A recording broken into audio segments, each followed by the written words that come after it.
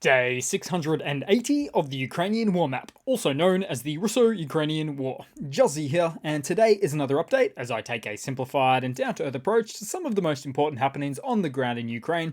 So starting off, we'll take a look at those Russian losses, as currently Russia sits on more than 362,000 military personnel losses, representing an additional 780 in the past 24 hours. Then as for hardware, so 12 tanks, 21 APVs, and 28 artillery. Oh, and 6 pieces of special equipment, one of which relates to the $250 million Russian Yastreb AB artillery reconnaissance radar system that was taken out by Ukrainian forces just yesterday.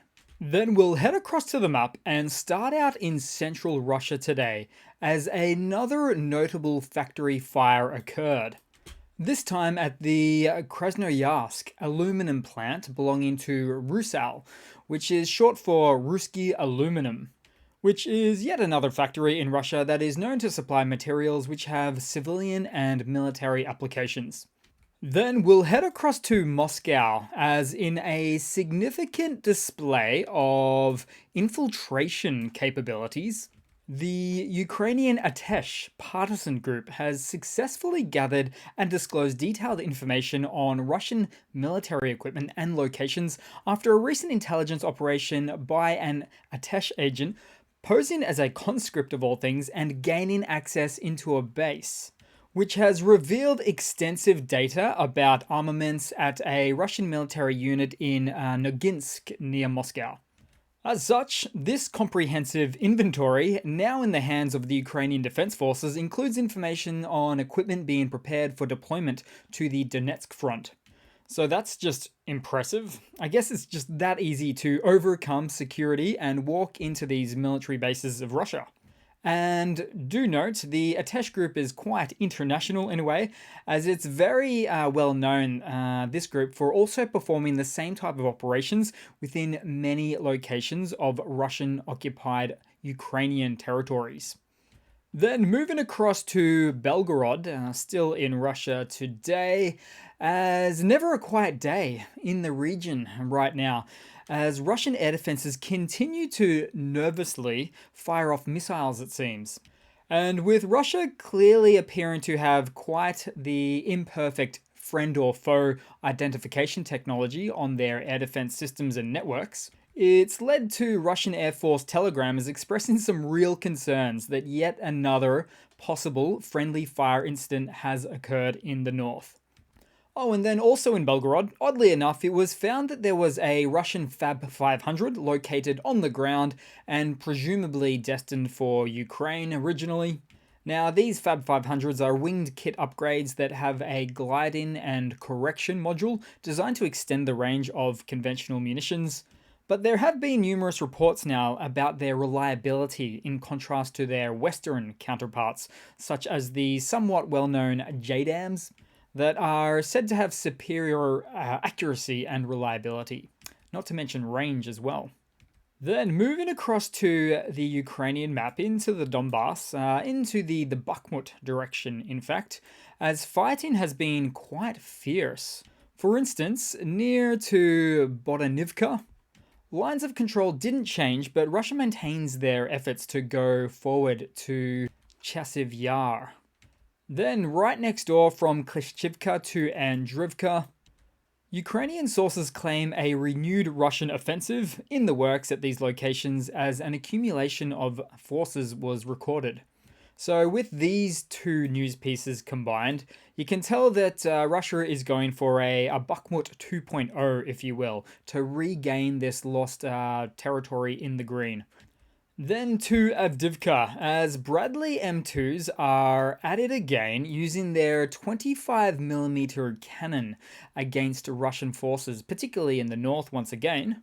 And although it's a slightly smaller cannon than that of other Western or even Russian infantry fighting vehicle counterparts, it can fire a variety of munitions including armor-piercing and high explosive rounds, with the 25mm caliber being designed to provide a balance between destructive power and the ability to carry a significant amount of ammunition without excessively weighing down the vehicles.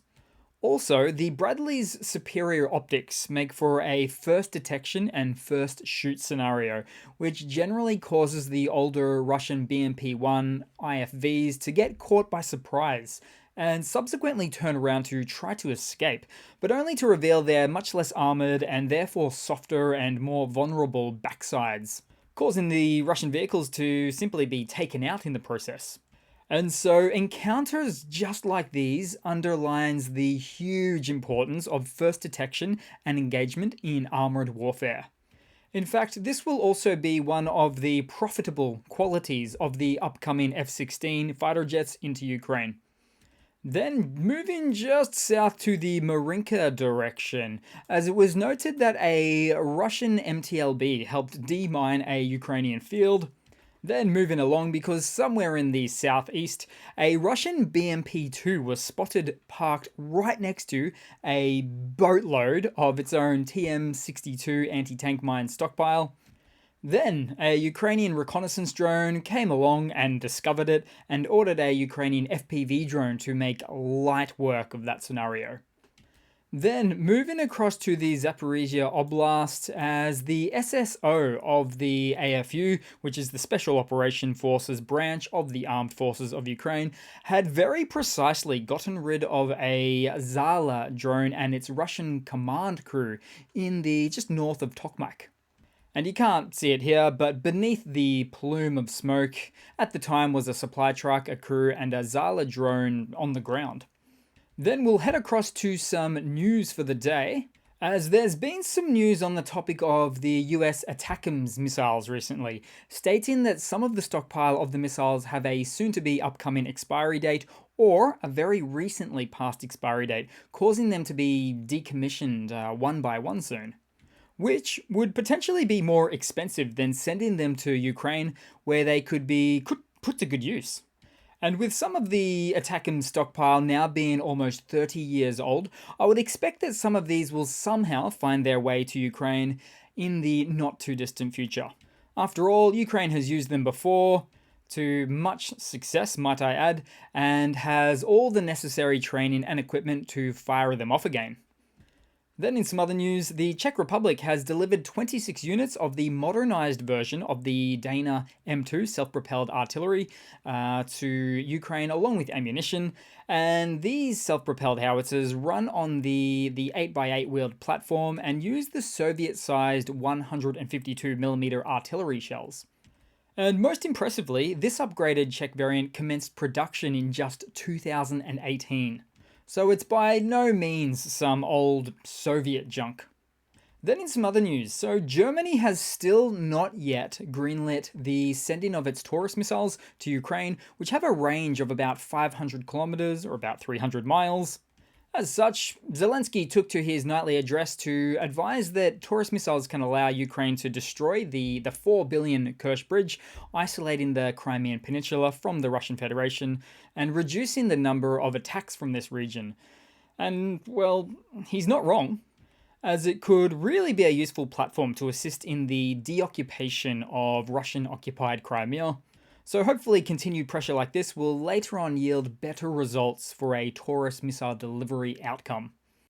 Then in some other news, 230 Ukrainian POWs have returned from Russia to Ukraine, which was part of a complex prisoner exchange deal brokered by the UAE that amounted to the largest POW exchange swap that this war has seen to date.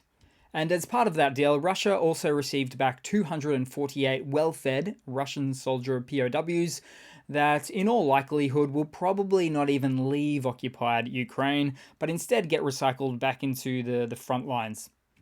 Then moving across to some sanctions-related economy news. So someone in Russia posted their purchase of a Pepsi can that in fact came from Kabul, Afghanistan. And this is legitimate, real Pepsi. Nothing is wrong with this can. But in a heavily sanctioned country, there's drinking Pepsi, then there's drinking Pepsi with extra steps.